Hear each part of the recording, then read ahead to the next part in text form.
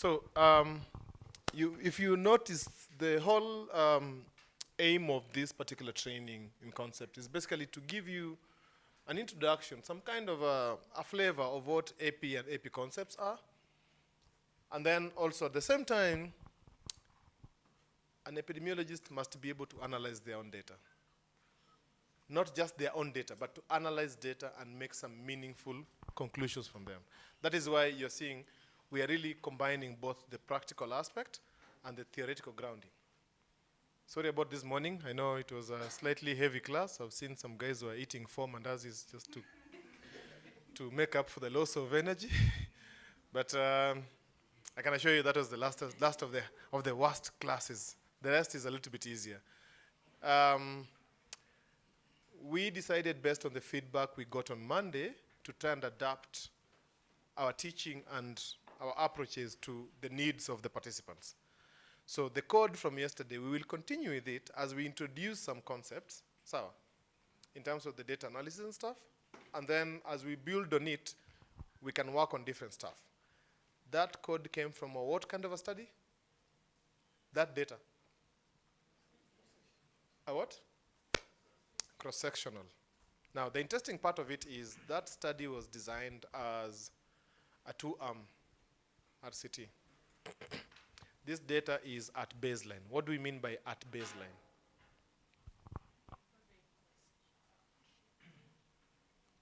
What do we mean by at baseline? These are AP terms, eh?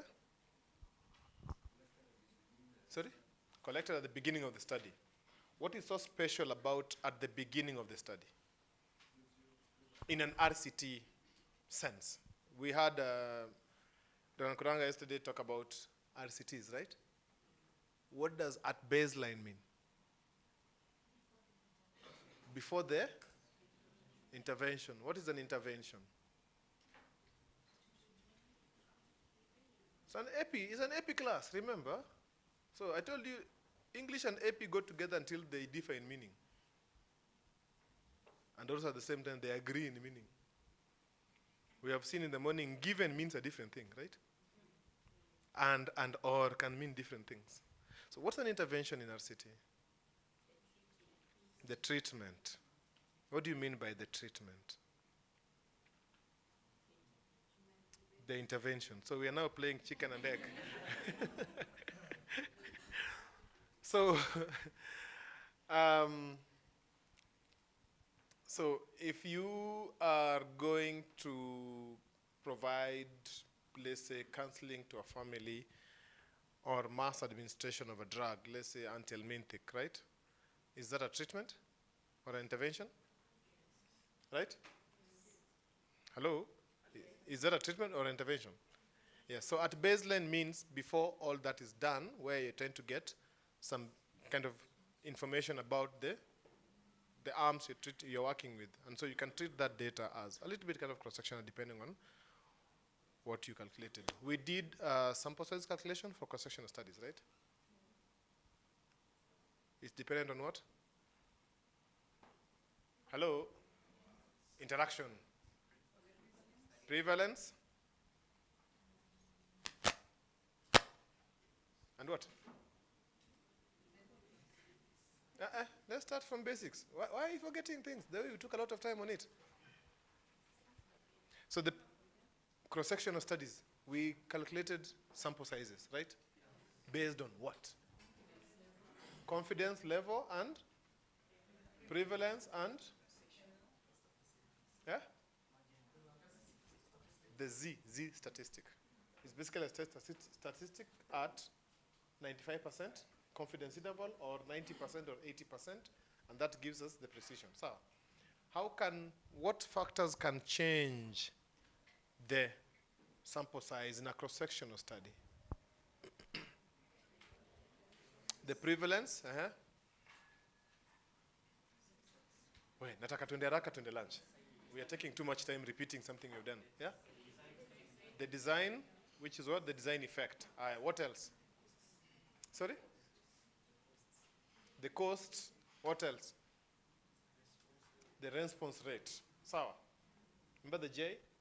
So we started with the ZQ PQ over D squared, then we did ZQ PQ times design effect divided by precision, right?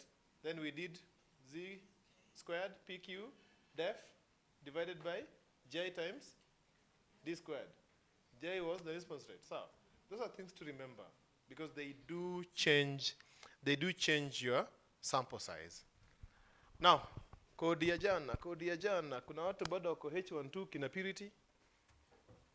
Sisi tulikuwa tumefika H13.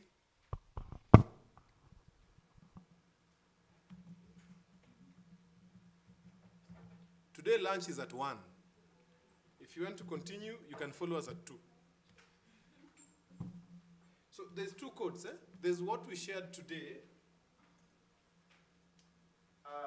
which we'll go through at some point. I just gave that code for you to learn a few things. It's not necessarily for the concepts of epiclass.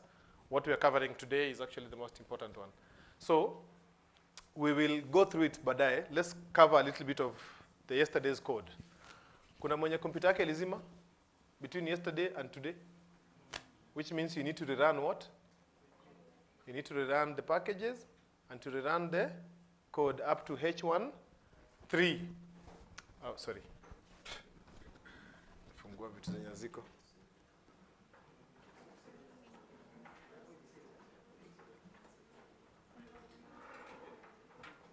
Even if you save the code, the active R must be running.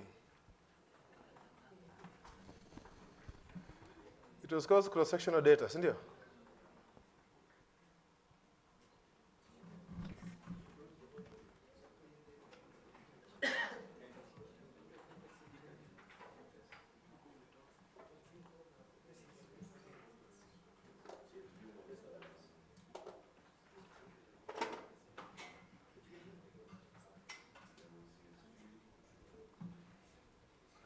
Yubra.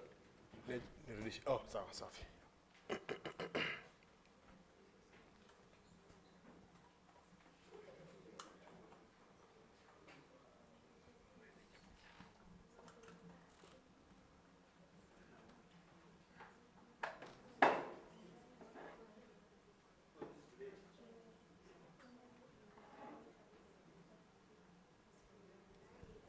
That is visible? Huh? Is it visible? Yes. The numbers. Nimejaribu kuongeza font. It's good enough? Buddha, Rada. Simuonge? Oh. Yeah. We are going up to H13. Wewe, ngoja kwanza.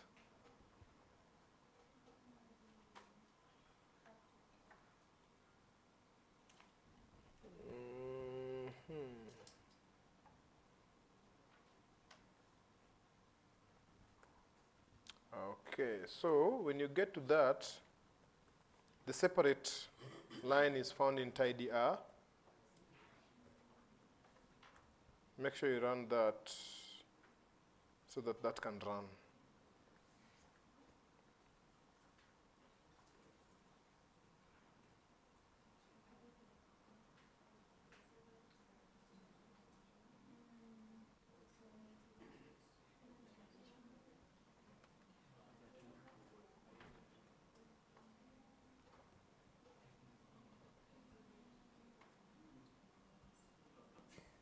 Go up to H13, where we were yesterday.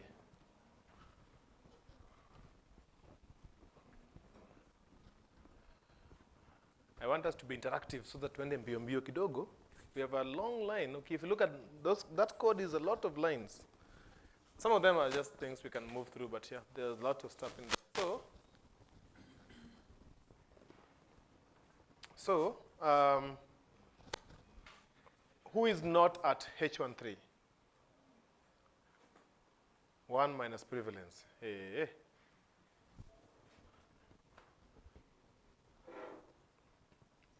Just rerun everything like yesterday, up to H13. When writing R codes or any other code, and AP, as an epidemiologist, be a little bit attentive to detail.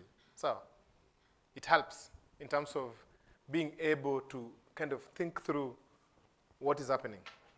Attention to detail is key, because if you miss a comma or a point, something, it's 10.5, and you let it go to 105, you can imagine how that changes your cell, if it's A or B or D, right? So who is still not at H13? So we're all there. Okay. So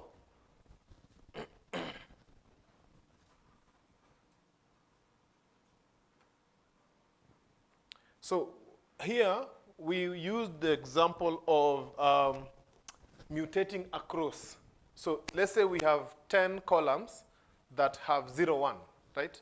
So then what happens is we are able to kind of just provide a command where we are mutating across the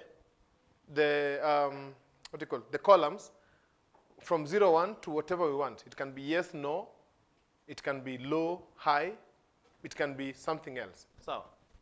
So here we are basically mutating across, and then so we are mutating across 23 to 32 because we checked the names before. So we know the columns are between 23 and 32, and then we are recording. So a variable, whatever is 0 is recorded to no, whatever is 1 is recorded to yes.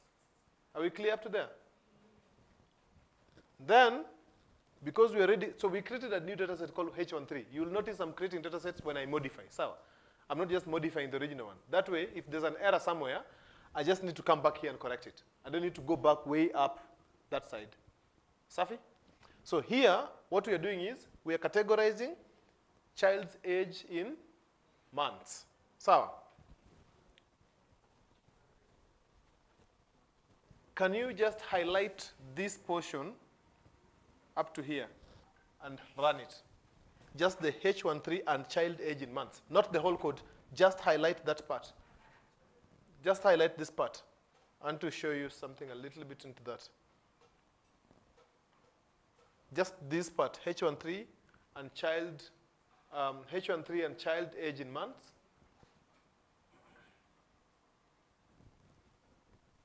So what we are doing is known as data wrangling, which is the most annoying part of data analysis. It's very easy to write a regression model. It's very difficult to get your data into a format or a way in which you can actually analyze it. I used this data because it's a good example. Sometimes when we teach, we give you very clean data. So you think every data is going to come in like that. That is not really how it happens. It comes in the way it wants. And then now you have to kind of think through how you're going to kind of clean that data, put it in the columns you want, in the way you want. If you're going to categorize data or make it binary or make it into groups, there are advantages to that. There are disadvantages to that. Sometimes by binning them, you lose information. So if you can divide it into 3 groups, better. 2 groups, you're losing more information. So it's all dependent on kind of like how we are, kind of the aim of the stuff. Number 2 is understanding your data. What kind of a study design did it come from? You remember yesterday there was talk about study designs, right? So have you run that particular part of the code? How does it look like? It's numbers. So that same line, go down and then write summary. Write summary, and then whatever you had copy-pasted, just paste it there and then run. The H13 and child age in months. You kind of explore your data and then think about how you're going to change it. So you write summary, and then it will come in a bracket, H13, H1.3, and child age in months. This is data from the AHIL project, for those who have heard of the Animal Health Innovation Lab. This was work done by Hilary Ohungu. Tomorrow you'll work with some data that Ngetich worked on for his PhD, which is a slightly different way. Niaje? Rada? Kumendaje? Mbono umekoma? What's up? Ebu cancel that.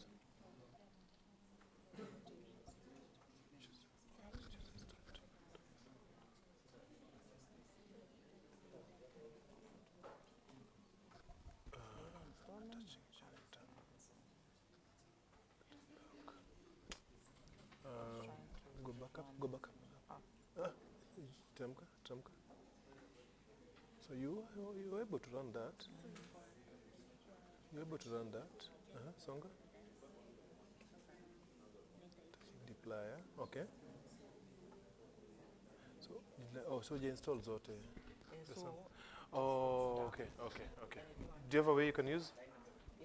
Oh, okay. So you've done the summary. You've done summary H13. What are you getting?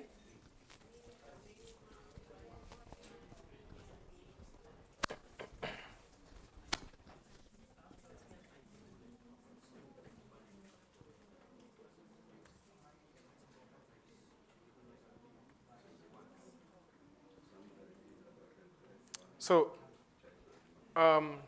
what are you guys getting? Hello, can we have one class? Tafadhali tuende mbio kidogo. You're getting what? Minimum first quarter is what? What is the 25th, or the 2.5th, sorry? 25th. Yeah. The upper one? What are you getting as the median? Mean 20? And the median 20? 22. So in normal circumstances, I normally see people, whether they're students or anything, doing two things. This is child age in months. Now, the challenge becomes, what if we divide the data into two? Where we are just taking children under the median. Median is what? 22. So we say less than 22, young, or whatever category we want, more than 22. Or we use median. So that is one way you can do it. Githinji, tasaidia wewe hapo kidogo.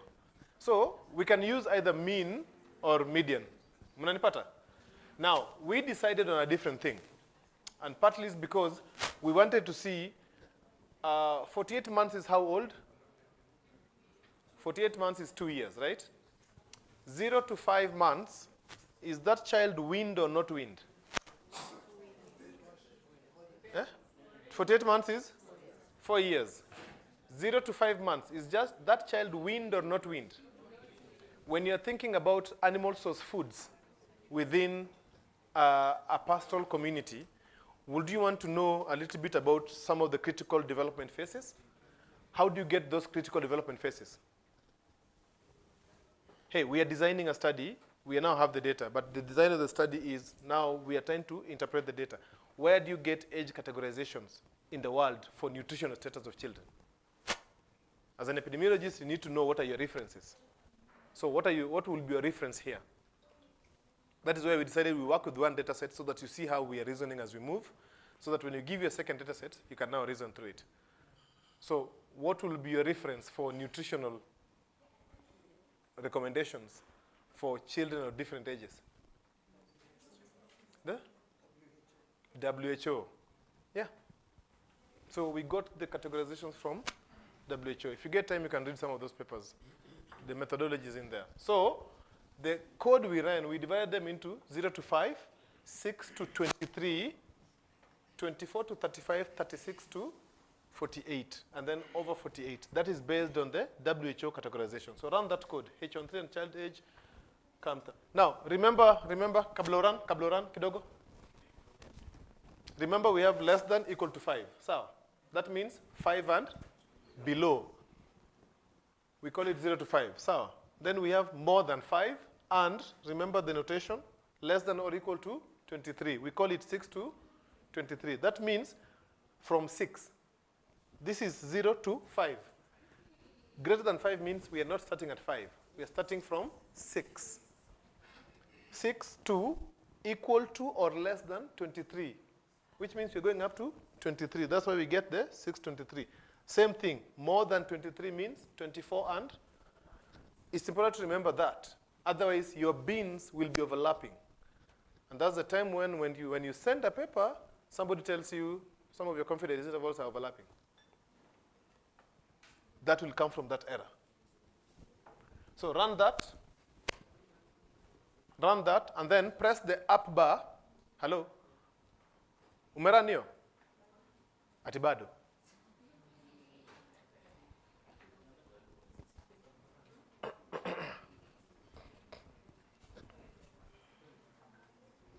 Okay, we'll have to move a little bit fast.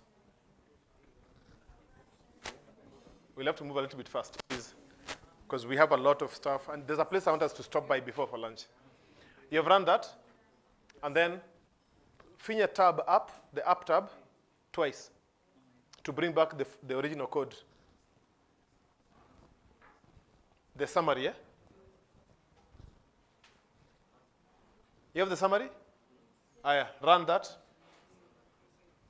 You're supposed to have data that is 0 to 5, 6 to 23, and the last one is over 48. Are we there? Yes. 0 to 5 is 89, eh? 0 to 5 category is 89.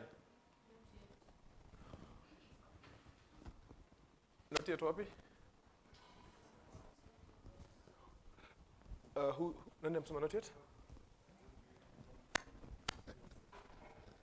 Purity. Kunaendaje? Unexpected? Ngoja kidogo. Kwa? Kiran sasa yote ya summary. Because umetoa age. Because umetoa summary. Wewe uliweka hapo. Ufai kuchange hiyo. Copy your summary. Copy your summary. Yes. Kuja iweke hapa chini. Run that, enter. You see that comes? Aya, kuja hapa. Kwa summary, kwa summary. Toa hiyo yote mpaka kwa bracket.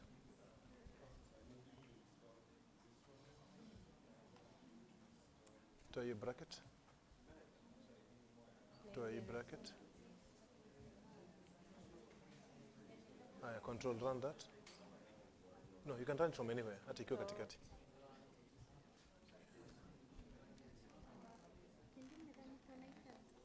Run hii kwanza. Okay. The summary function is from the Excel ama the summary function we're using there is from which bucket? Summary. Base block. I think ni base. So, aya run hii ingine. Ndio imerun. Aya, come hapa. If you want to get the code you have just run, you finger up tab twice. See summary yako ya kwanza iko wapi? Hiyo, run that. You can just press enter. No. Summary, andika summary. Summary. Hiyo, enter. No, just click enter. H1 to 3. Dot 3, $sign and child. Yeah. Child Enter. Oh, yeah. You changed something. Rudi huko juu kabisa. Double click. Hapa, kuja hapa. Ya juu. The view.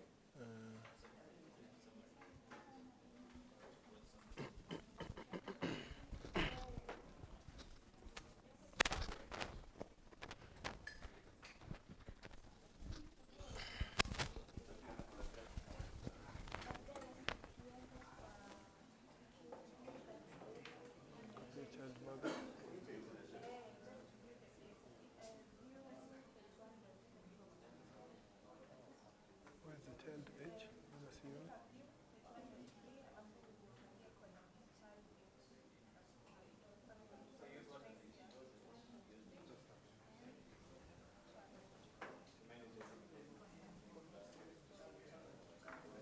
Tumerun ile previous ya main median ilikuja. So ndio hii hapa child age in months, eh? Now, close that. So,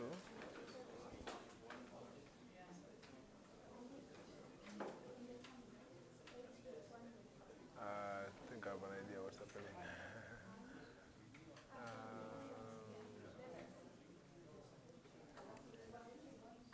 I have an idea what's happening. So, niko happy hapa.